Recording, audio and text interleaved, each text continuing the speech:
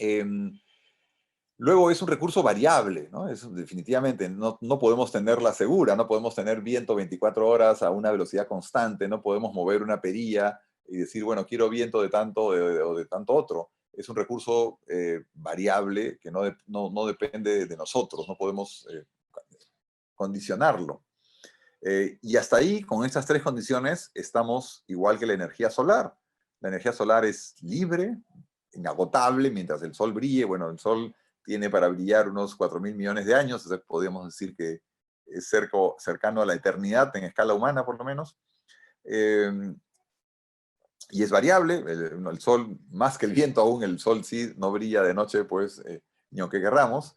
Entonces, es también un recurso variable, afectado por la nubosidad, por el giro de la Tierra, por supuesto. Entonces, no podemos tener pues, sol todo el tiempo. Pero aquí empiezan las diferencias, ¿no? El recurso solar no está sujeto a extremos. No hay una tormenta solar que nos incremente pues, la radiación de 1.000 vatios por metro cuadrado en la superficie de la Tierra a 1.500 y nos cause algún problema con sobrecarga en nuestro sistema fotovoltaico. Eso no sucede, ¿no? La radiación solar en la superficie de la Tierra máximo llega a 1.050, un poco más tal vez, vatios por metro cuadrado, y podrán haber tormentas solares, pero se amortiguan. Eso tiene otros efectos, como en las telecomunicaciones, en la ionosfera, en las líneas de alta tensión también ha habido problemas con las tormentas solares, pero a nivel de recurso no hay pues grandes extremos para nada, ¿no? Es un recurso bastante estable en el sentido de que tiene un tope y no hay excesos. En cambio, el viento no, el viento puede ser muy destructivo. Podemos tener tormentas, huracanes, tifones que sobrepasan cualquier expectativa y pueden destruir nuestra instalación, ¿no? Por lo tanto, tenemos que tener un mayor cuidado con los sistemas de control. Y también es un recurso bastante más complejo que el solar. El recurso solar, digamos, la radiación solar nos cae, no digo a todos por igual, pero nos cae del cielo como una ducha, digamos, pareja, ¿no? No habrá mayor diferencia entre el recurso solar, pues, de mi zona y una zona que está, pues, a 5 o 10 kilómetros de distancia. Es básicamente lo mismo, ¿no? Tendrá más o menos la misma geometría, posición en el planeta, y también la misma probabilidad de nubosidad, ¿no? En 10 kilómetros no cambia, pues, la nubosidad. Eh, Cosa que en el caso del viento es radicalmente diferente. El viento puede cambiar de 1 kilómetro a otro. Podemos tener muy poco viento en una zona y caminamos 500 metros y tenemos un viento formidable. ¿Por qué? Porque el viento, pues, es un flujo que interactúa de manera compleja con la topografía, con los accidentes geográficos, o los objetos pequeños, o digamos a la escala de un edificio. Entonces tenemos que tener mucho más cuidado con su verificación, medición, ¿no? La energía, digamos, la radiación solar la podemos obtener con cierta confiabilidad a través de bases de datos los programas de la NASA o los programas de información geográfica relacionados con fotovoltaica, ¿no? PV-GIS, por ejemplo. Podemos tener una buena aproximación a la intensidad de la radiación solar o el recurso solar en kilovatios hora por metro cuadrado día en diferentes partes del mundo. No así con el viento, ¿no? Difícilmente podemos confiar en un atlas eólico para determinar si en una zona podemos hacer un proyecto o no. Y características ya más específicas, también tenemos que tener en cuenta que el recurso eólico depende de la altura sobre el nivel del mar a la que estemos, la densidad del aire. Estamos hablando de un recurso que depende del flujo de aire. Entonces, si el aire está enrarecido o más tenue porque estamos a 4.000 metros de altura, naturalmente se va a ver afectado, ¿no? Proporcionalmente. Entonces tenemos que estar atentos a qué nivel estamos también. Por eso que la energía eólica más que nada se usa a baja altura, ¿no? Recientemente se han inaugurado parques eólicos en Cajamarca, Huambo y Dunas, que están, si no me equivoco, a 2.400 metros de altura. Y por supuesto han tenido que tomar en cuenta pues, esa disminución de la densidad del aire. También el viento tiene un perfil respecto al nivel del suelo, digamos. Hay una cortante, ¿no? A nivel muy cerca del piso, del suelo, el viento será mucho menor que a una cantidad de metros de elevación. Entonces, tenemos que tener eso en cuenta también, y eso tiene que ver mucho con la rugosidad del terreno. Digamos, si es la superficie del mar, por ejemplo, con rugosidad prácticamente nula, o una pampa, un tablazo muy llano, tendrá pues un perfil determinado. Si estamos hablando de cultivos agrícolas con arbustos o árboles, tendrá otro perfil. Si estamos hablando de una ciudad que tiene edificios de 30, 40 metros de altura, también habrá otro nivel de rugosidad y otro perfil de vientos con la altura. También importante que el viento presenta turbulencia, ¿no? O microvariaciones. Además de ser un recurso variable, que cambia con las horas y con las estaciones también, puede tener variaciones de corta escala de tiempo, de escala fina, digamos, a nivel de segundos, lo que se llama ráfagas, ¿no?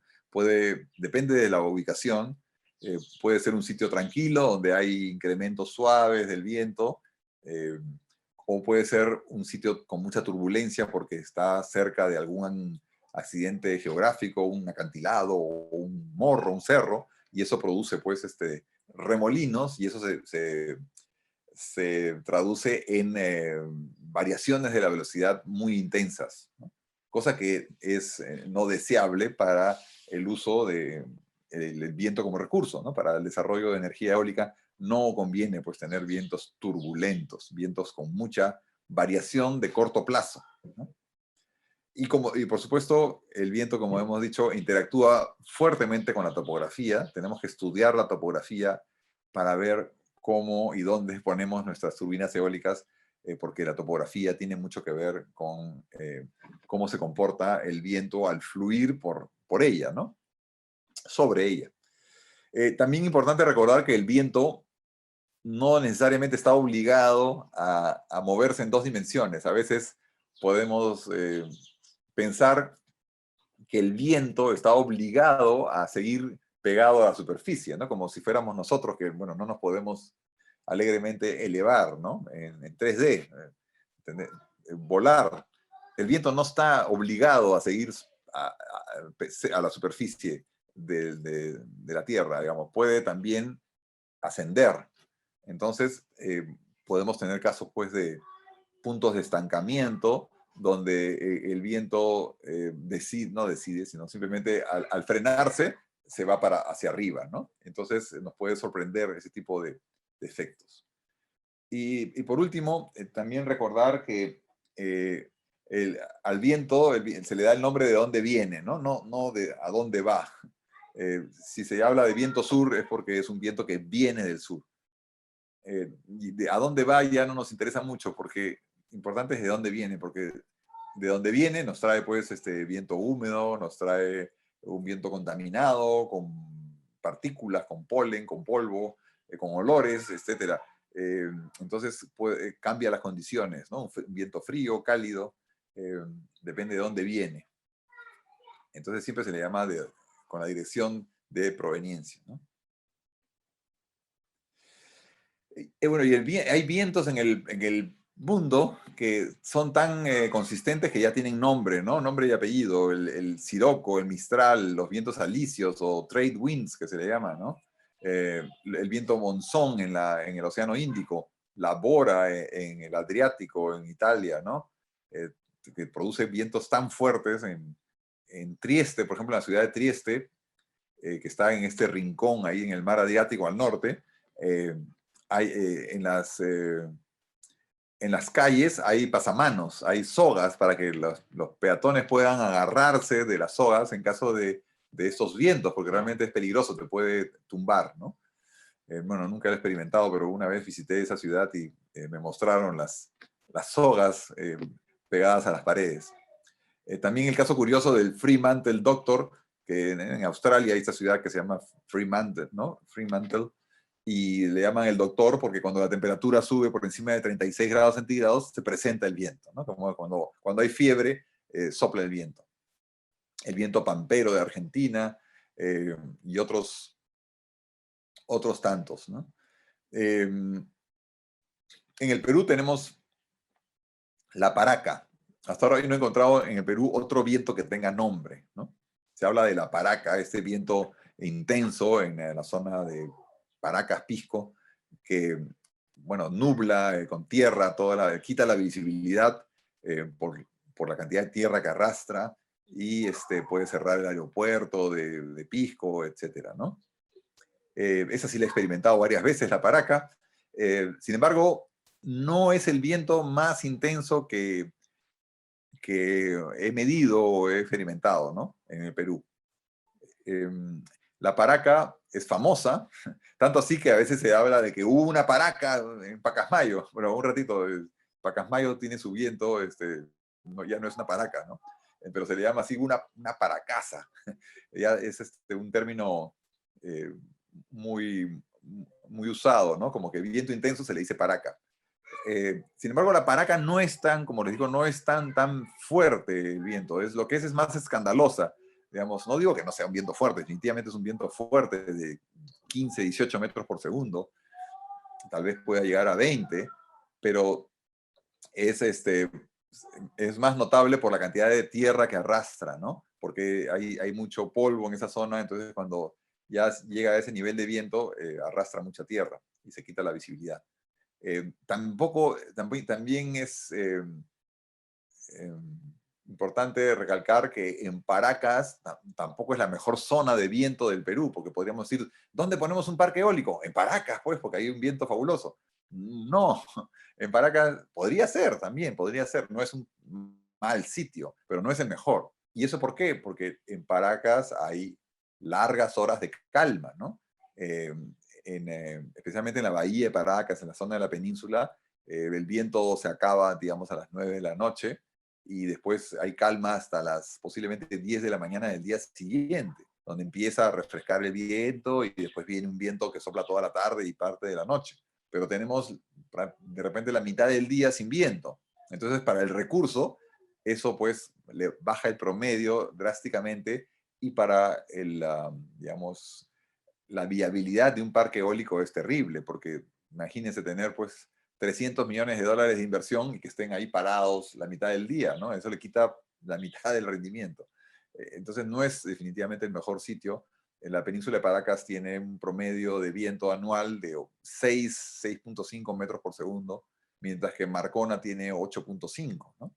¿Por qué? Porque Marcona hay viento, pero hay viento también, mucho viento nocturno, sopla día y noche, no constante, pero sí hay viento nocturno. En Paracas, a veces, en la mayoría de casos, no lo hay, ¿no? Perdón. Entonces, ¿cómo se origina el viento?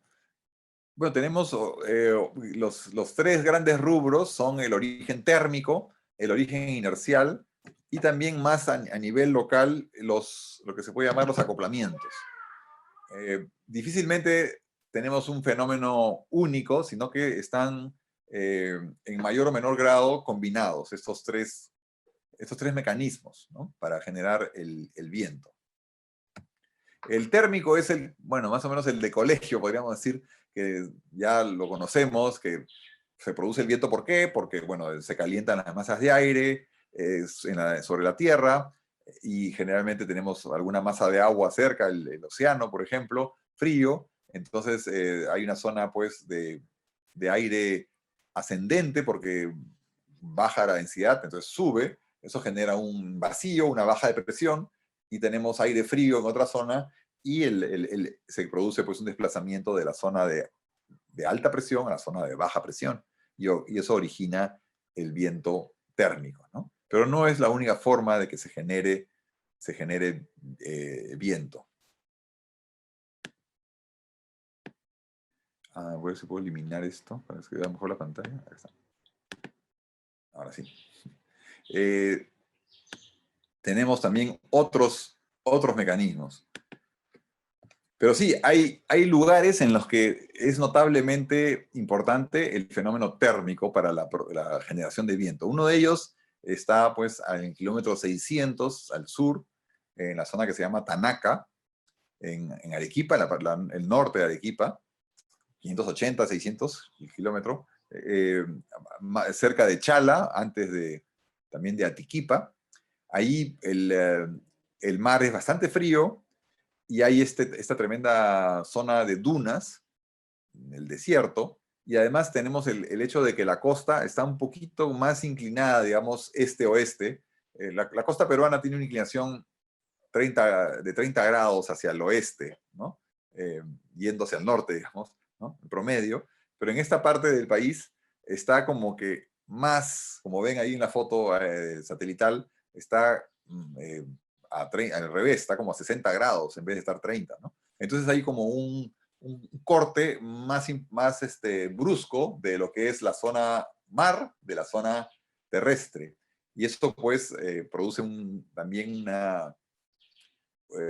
un incentivo, un aumento de este fenómeno térmico, ¿no? Porque hay un corte más brusco de la zona fría a la zona caliente. Entonces aquí en Tanaca amanece con cero viento, calma total, hasta que, bueno, en un día soleado empiezan a calentarse las dunas, hasta las 10, 10 y media, 11 de la mañana, viene el viento con todo, con una gran fuerza, como si hubieran prendido un ventilador, ¿no? Porque ya se activa una especie de máquina térmica, digamos, de aire ascendente y aire descendente del mar frío, y que activa el viento. Cuando ya cae la tarde, a eso de las 4 de la tarde, ya el fenómeno, pues, disminuye y de pronto a las 4 y media el viento se va del todo. Otra vez podemos jugar, después de haber habido una especie de tormenta en la playa que nos barre los tobillos con la arena porque el viento viene del mar, ¿no? Podemos tener otra vez un partidito de fútbol o hasta jugar ping-pong si queremos, porque no hay nada de viento. Es impresionante, ¿no? En la noche también cero viento. De repente una pequeña brisa mínima, ¿no? Pero en general casi 0 metros por segundo de viento. Entonces es un caso emblemático de origen térmico, ¿no? Pero no está 100% térmico, también hay algo de acoplamiento, vamos a ver, porque aquí este es un cerro gigantesco, bueno, de 1.300 metros, que es impresionante porque está tan cerca del mar, es como si los Andes se hubieran ido a bañar, ¿no? A la playa, se han metido al mar ahí, justamente cambia el paisaje, viniendo de Nazca, tenemos un paisaje pues de tablazo, ¿no? De desierto bastante plano, interrumpido por algunos valles, y de pronto nos encontramos con este morro gigantesco, y a partir de ahí el paisaje cambia radicalmente y es más rocoso, parece un paisaje serrano, ¿no? Entonces este macizo también interactúa con el flujo del viento. Y tenemos una zona que es mucho más ventosa aquí en el rincón que en toda esta parte aquí. Aquí también hay viento fuerte, pero el viento es mucho más fuerte aquí, en esta parte. ¿Por qué? Porque de alguna manera la presencia de este objeto tan grande interactúa aerodinámicamente con el flujo, con el viento, y lo acelera en esa parte de la playa, ¿no? Entonces hay térmico y un poco de acoplamiento que vamos a ver cómo funciona en esa zona. Y bueno, aquí vemos la lectura típica de un barómetro y un anemómetro. El barómetro está en gris, entonces cuando la presión atmosférica baja, nuestra lectura del barómetro baja, el viento en pocas horas aumenta. Y cuando la presión atmosférica se estabiliza o aumenta un poco, el viento cae. Baja nuevamente, sube el viento, finalmente aquí termina de subir la presión atmosférica hacia el final del día y cae el viento, ¿no? Entonces tenemos este comportamiento contracíclico de la presión atmosférica y el viento. Y eso es algo que saben muy bien los navegantes, ¿no? Que tienen que estar mirando su barómetro, y si ven que el barómetro empieza a caer rápidamente, bueno, es alarma, ¿no? Significa que se viene algo, se viene una tormenta, se viene una temporal, porque significa que estamos en una zona de baja presión. Si estamos en una zona de baja presión es como que estamos llamando a que vengan los vientos, porque si estamos en la zona de baja presión, va a venir van a haber zonas de alta presión alrededor que van a invadir nuestra zona y por lo tanto va a haber un viento importante. Y mientras más rápido baje la presión atmosférica, más intensa va a ser ese desplazamiento, más intenso va a ser el desplazamiento, más fuerte va a ser el viento. Y hasta algunos capitanes ya tienen su regla pues, práctica de saber la velocidad de caída de la presión atmosférica y cuántos nudos o metros por segundo va a tener el viento que se va a producir después, ¿no? Entonces sí funciona esto para predecir el viento. Bueno, el otro origen, hemos visto el térmico, que es más o menos el clásico, pero también hay que tener en cuenta lo inercial. ¿A qué se refiere esto? A que no debemos olvidarnos que estamos en un objeto que gira. El planeta gira, ¿no? una vuelta cada 24 horas. Es una esfera giratoria, por lo tanto, hay fuerzas inerciales. Digamos, nuestro sistema de referencia está moviéndose con aceleración, porque estamos girando. Entonces, los objetos que se desplazan sobre la superficie de la Tierra se ven también impulsados lateralmente por este efecto de giro, lo que se llama pues la fuerza de Coriolis.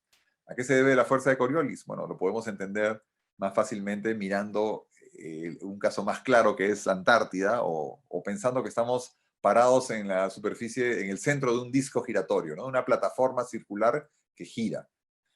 Si nosotros estamos quietos en el centro, en el eje, vamos a estar sin velocidad tangencial, vamos a estar solamente girando sobre nuestro eje, pero si se nos ocurre empezar a caminar hacia la periferia, con cada paso que damos, vamos a ir ganando velocidad tangencial, o el disco nos va a querer transferir velocidad tangencial, y lo que vamos a sentir nosotros al correr hacia la periferia es que el piso se nos empieza a ir hacia digamos en este caso, que la Tierra gira a la derecha, el disco gira a derechas, vamos a sentir que nos empezamos a caer hacia la izquierda. ¿Por qué? Porque el disco está girando cada vez más rápido, la velocidad tangencial va aumentando con el radio, ¿no? Con la distancia del centro.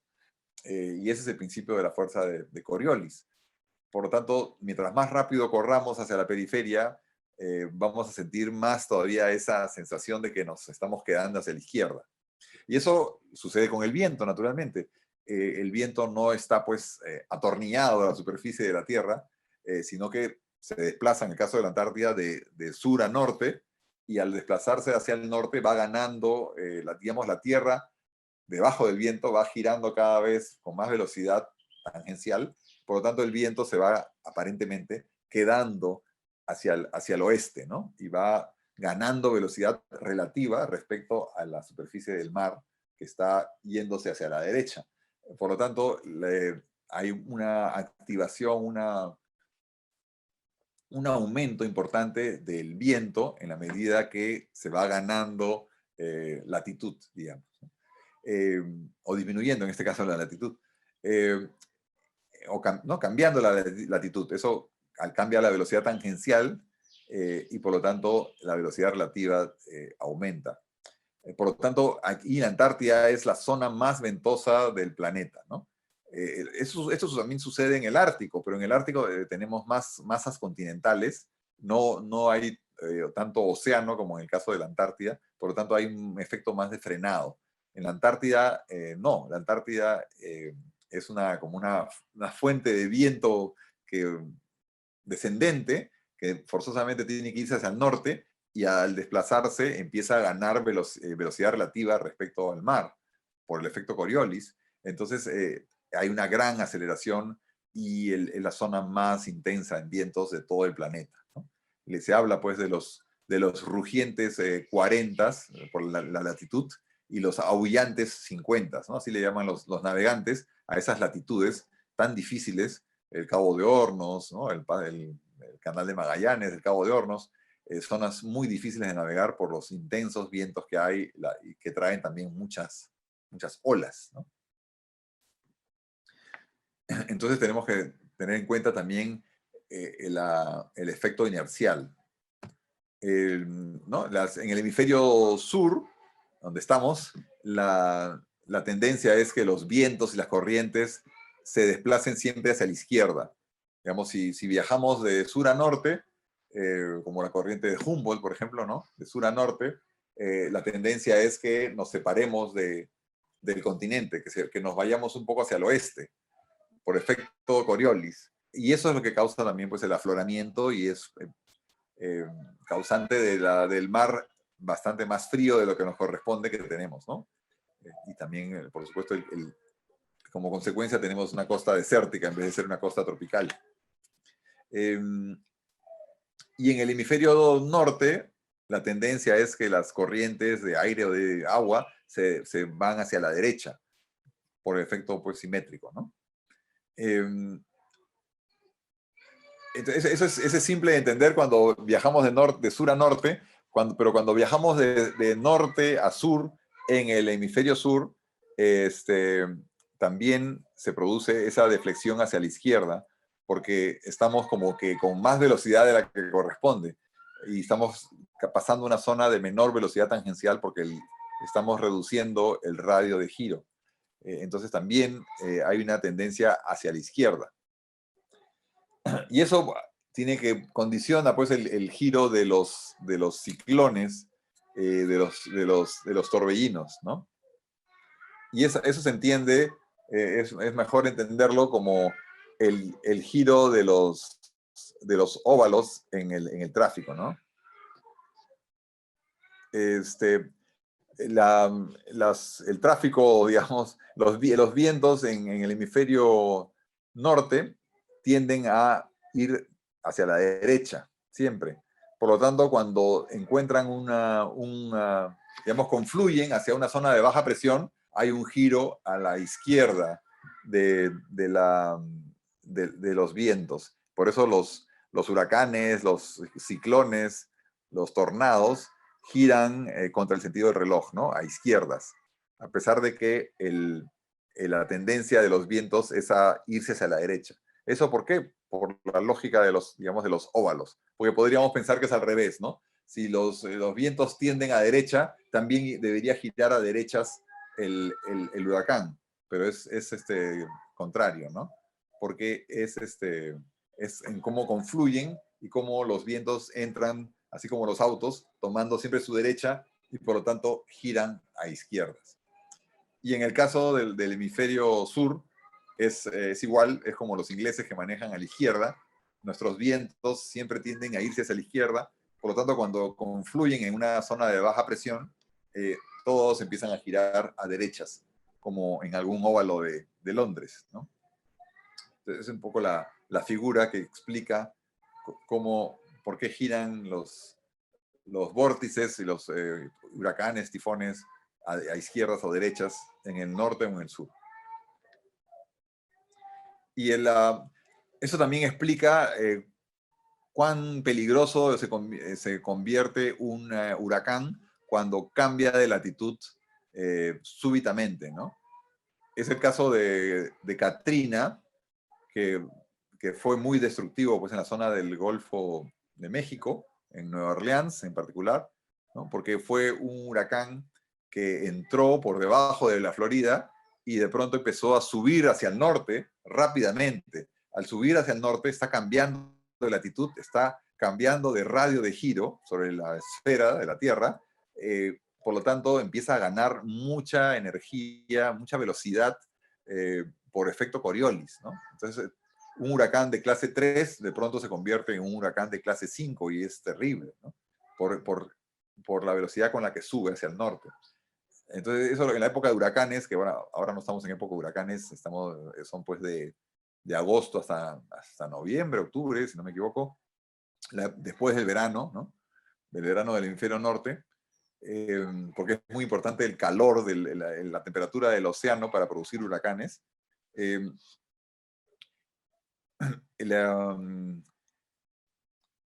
Los huracanes que se generan pues, en el ecuador del frente de África empiezan a viajar hacia el oeste y empiezan a acercarse a la costa, bueno, a la zona del Caribe, la Florida, etc. Y los especialistas trazan pues, un rumbo de probabilidades, ¿no? Hay un gráfico que dice la probabilidad de que se vaya por esta ruta o por la otra, porque no se sabe bien por dónde se va a ir, ¿no? Y lo más peligroso, pues, es que tome una vía más pronunciada hacia el norte, porque se energiza mucho más y es más destructivo. En el caso de la costa peruana, el viento que nos correspondería a escala continental es un viento sureste, ¿no? Porque es un viento que viene de sur a norte, pero que se desplaza hacia la izquierda por efecto Coriolis. Sin embargo, en la proximidad de la costa, en la costa misma, el viento es predominantemente sur, ¿no? Netamente sur. Eso lo notamos si nos subimos a una embarcación y viajamos hacia el oeste, unos 100 kilómetros, 150 kilómetros, experimentaremos un viento sureste, un viento ya de escala pues oceánica, ¿no? Pero si nos vamos pegado a la costa, el viento virará y vendrá más del sur. Esto también porque el viento se abre como un abanico. El viento no es rígido, digamos que hay una dirección y ya la sigue, sino que también es sensible pues a los accidentes. La presencia del continente es un accidente y atrae en su zona de baja presión al viento, ¿no? Entonces, tenemos ese fenómeno como de abanico en el viento de la costa peruana. Finalmente, los acoplamientos. ¿Qué son los acoplamientos? Ya es un fenómeno más localizado. Es cuando tenemos algún accidente topográfico, geográfico, algún morro, algún cambio drástico en el paisaje, que hace que los vientos que están viajando a mucho más velocidad en la parte alta se vean deflectados, desviados hacia la parte inferior y por lo tanto se mezclen con los vientos más débiles que están en la superficie y les transfieran energía, ¿no? Entonces es usual que cerca de grandes accidentes topográficos o geográficos hayan vientos intensos en ciertas partes. Y eso tiene que ver con la forma, la dirección y la forma del objeto. Y puede ser sorprendente pues, el comportamiento y bastante contraintuitivo, ¿no? Podemos pensar que va a faltar viento en una zona y de repente es una zona que tiene más viento de lo esperado por efecto de esta interacción entre un objeto, un accidente y el viento.